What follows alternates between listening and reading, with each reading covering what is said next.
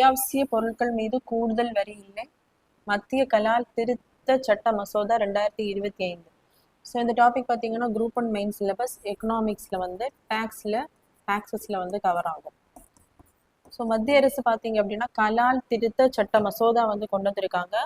So இப்போ பார்த்தீங்க அப்படின்னா எசென்ஷியல் கமாடிட்டிஸுக்கு அத்தியாவசிய பொருட்களுக்கு ஜிஎஸ்டி டேக்ஸ் வந்து எந்தெந்த சதவீதத்தில் வந்து போடப்படுது அப்படின்னு பார்க்கும்போது 5%, அதே மாதிரி 18%. ஸோ இதுக்கு முன்னாடி பார்த்தீங்க அப்படின்னா 0%, 5%, 12%, 18%, அதே மாதிரி 28%.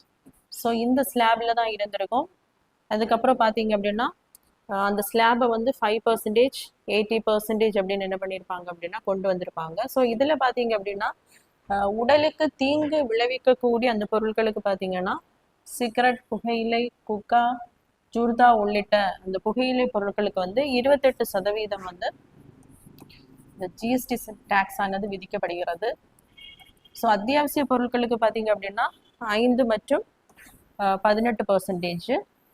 ஸோ இந்த மாதிரி உடலுக்கு தீங்கு விளைவிக்கக்கூடிய அந்த பொருட்களுக்கு வந்து 28% ஜிஎஸ்டி வந்து மத்திய அரசால் போடப்படுகிறது. ஸோ இப்போ எக்ஸ்ட்ராவாக பார்த்தீங்க அப்படின்னா இந்த பொருட்களுக்கு ஒரு செஸ் வரி வந்து போடுறாங்க. செஸ் டேக்ஸ் அப்படிங்கிறது ஒரு கூடுதல் வரி.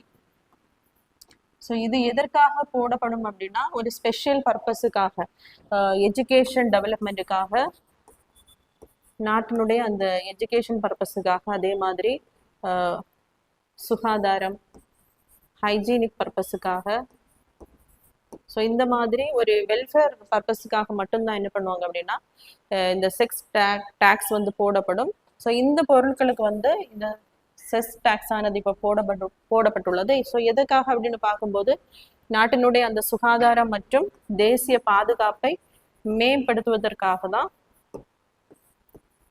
இந்த பொருட்கள்லேருந்து அந்த செக்ஸ் டேக்ஸை வந்து கலெக்ட் பண்ணுறாங்க. ஸோ இது அத்தியாவசிய பொருட்களுக்கு அல்ல, மாறாக உடலுக்கு தீங்கு விளைவிக்கக்கூடிய இந்த பொருட்களுக்கு தான் இந்த கூடுதல் வரியான செக்ஸ் டேக்ஸ் ஆனது விதிக்கப்பட்டுள்ளது.